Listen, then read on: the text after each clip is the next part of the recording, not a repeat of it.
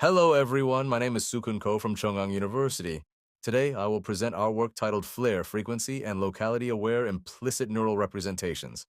This work was done in collaboration with Professor Jihyong and other co-authors. First, I will briefly introduce implicit neural representations, referred to as INRs in the following. In conventional representations, signals are stored explicitly. For example, a 2D image is represented as a pixel grid where each pixel stores RGB values. Similarly, a 3D scene can be represented as a voxel grid where each voxel stores values such as color or density. In contrast, INRs represent signals as continuous coordinate-to-value mappings through neural networks. Instead of directly storing values on a fixed grid, we parameterize the signal with an MLP. For example, given a coordinate x and y, the network predicts the RGB value at that location. In NeRF, the network takes a 3D position and viewing direction as input and predicts color and density for volume rendering. So the key idea is that INRs represent signals as continuous functions rather than fixed discrete grids. Next, let me explain the motivation of our work by looking at existing methods.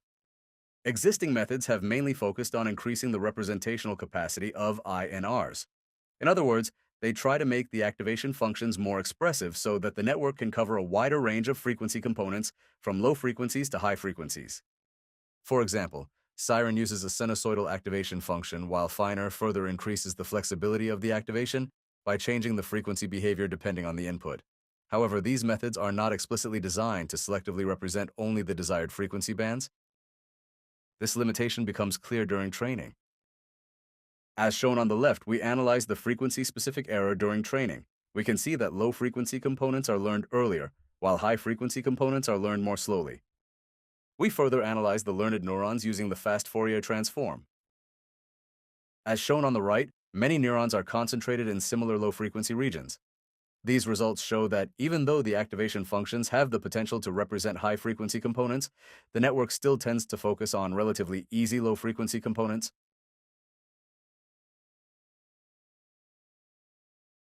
In addition, existing INR methods usually take only raw coordinates, such as x and y as input, which means that they provide no explicit frequency cues for distinguishing different types of regions. The green region corresponds to a homogeneous area, where the signal is relatively smooth and mostly contains low-frequency information. In contrast, the purple region corresponds to a textured area, where higher frequency details are required to represent fine structures. This motivates us to introduce spatial guidance so that the network can better adapt its representation to the local frequency characteristics of the signal. Based on these observations, we propose two complementary components. First, wavelet energy-guided encoding, or WEG, injects explicit frequency cues into the coordinate input. This helps the network distinguish homogeneous regions from textured regions. Second, band-localized activation, which we call BLA, enables frequency selection while preserving spatial localization. Together, WEG and BLA support region adaptive modeling and faster convergence. Now, let me first explain WEG. Unlike the discrete Fourier transform, or DFT, which represents frequencies globally, we use the discrete wavelet transform, or DWT, because it captures frequency information while preserving region-level spatial information. This allows us to identify where specific frequency components appear. Based on this property, WEG scores each region by its relative high or low frequency content, providing explicit cues for region adaptive modeling. Here is the formulation for constructing the WEG frequency score. First, we decompose the image using DWT into high-frequency subbands and a low-frequency subband. Then we reconstruct both components with inverse DWT and subtract the low-frequency component from the high-frequency component. This gives us a residual map which we denote as R sub B, highlighting edges and textured regions. After obtaining this residual map, we normalize R sub B into a pixel-wise energy score W sub B. In principle, we could directly concatenate this score with the coordinate input as x, y, and w sub b. However, because the raw score is computed pixel by pixel, it can be spatially discontinuous and cause salt and pepper artifacts in the RGB output. To address this, we apply a guided filter to smooth the energy score while preserving edge-aware structures. The guided filtered score is then concatenated with x and y and used as the input to the INR. Note that the guided filter is applied only to the score, not to the RGB image. As a result, WAIG reduces discontinuities in the frequency queue and enables detailed reconstruction without salt and pepper artifacts. Before introducing our band localized activation, or BLA, let us first look at representative activation functions. First, let us consider the sinusoidal activation. A single sinusoidal activation represents only one fixed pair of conjugate symmetric frequencies, as shown in the red box. This means that covering diverse frequency bands requires many hidden dimensions. Next, we look at the sync activation. In the frequency domain, sync provides sharper selectivity over a specific frequency band. However, due to the time-frequency uncertainty principle, this sharp frequency selectivity makes the signal spread widely in the time domain, reducing spatial locality. This can lead to training instability. To address the limitations of existing activation functions, we propose band-localized activation, BLA. BLA is designed to achieve a better trade-off between frequency selection and time localization through learnable parameters under the time-frequency uncertainty principle. More specifically, as shown in the green box, the band-limiting term preserves frequency selectivity along the frequency axis. In the pink box, the localization term reduces the oscillations observed in sync-based activations, which helps improve training stability. In addition, unlike syncs, the core learnable parameter zeta enables frequency shifting, allowing BLA to learn target frequency bands rather than acting as a simple low-pass filter. Here, we analyze the neural tangent kernel during BLA training. A larger NTK eigenvalue means that the network can learn the corresponding frequency mode more easily. At initialization, the eigenvalues are concentrated in the first mode, indicating a strong bias toward low-frequency components. As training progresses, the dominant first mode decreases, rebalancing the NTK eigenvalues across multiple frequency bands. This is achieved through the learnable frequency shifting parameter zeta, shown in the equation on the right, which shifts each neuron's frequency support during training. Using this redistribution, BLA learns high-frequency components faster than prior methods. Here, we compare the frequency-specific error during training. Existing methods reduce low-frequency errors early, but their high-frequency errors remain relatively large.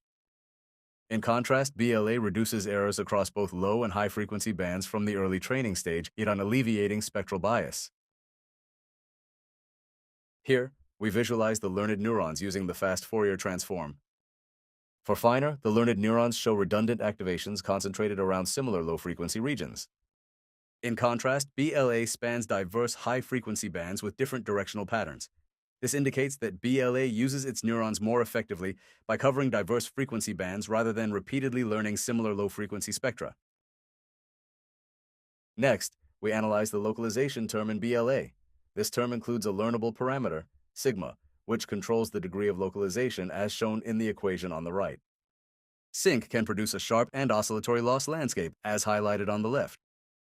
By contrast, BLA provides a flatter loss landscape through its learnable localization term, and is shown in the middle. This leads to more stable optimization during training. Now, let me move on to the experiments. Here are the implementation details. For all models, we use the same MLP architecture. 4 hidden layers with 256 hidden features. Flair uses a learning rate of 5 × 10⁻⁴. For the baselines, we follow their original settings and further tune the learning rate when possible.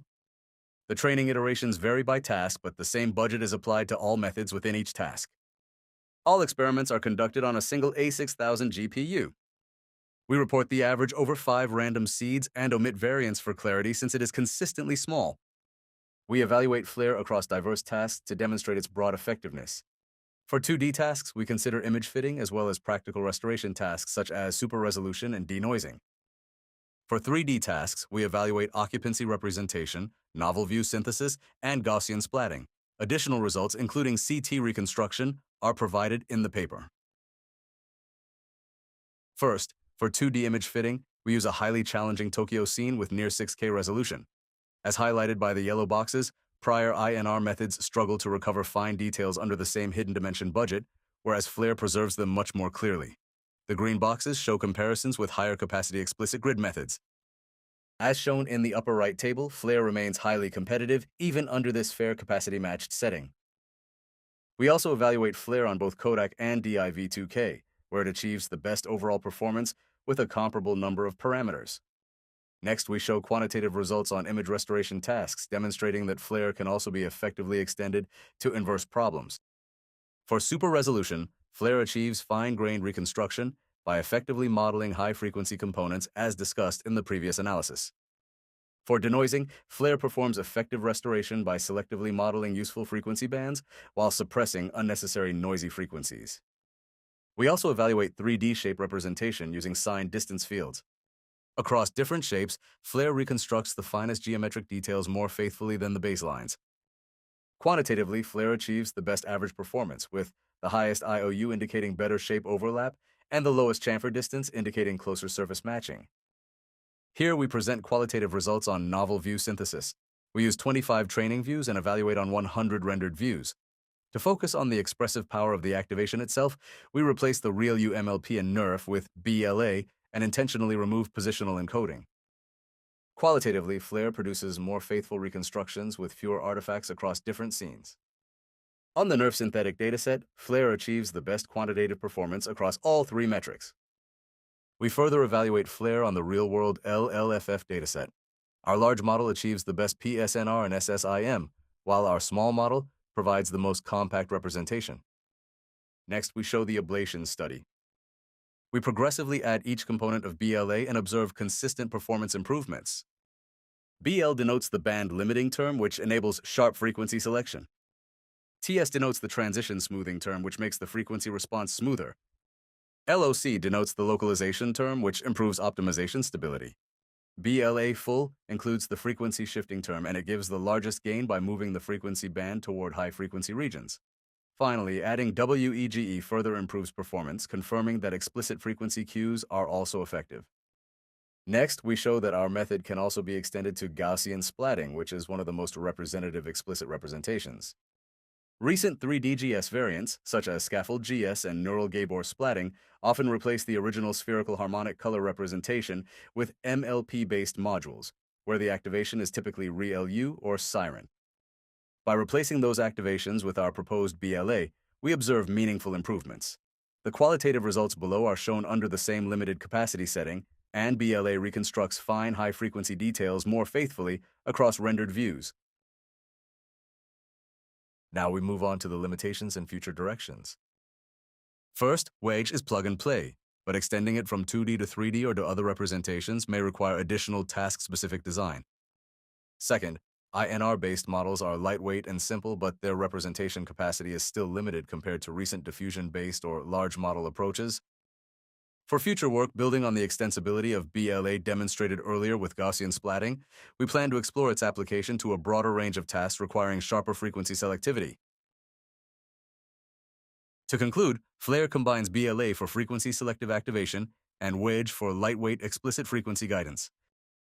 Together, these components alleviate spectral bias and improve fine detail reconstruction across diverse tasks and datasets. Flair also holds broad potential by improving the underlying MLP, allowing it to extend to a wide range of tasks built on MLP-based representations. Thank you for your attention. If you're interested, please scan the QR code to visit our project page. The paper provides further theoretical details and proofs, and if you have any questions, please feel free to ask.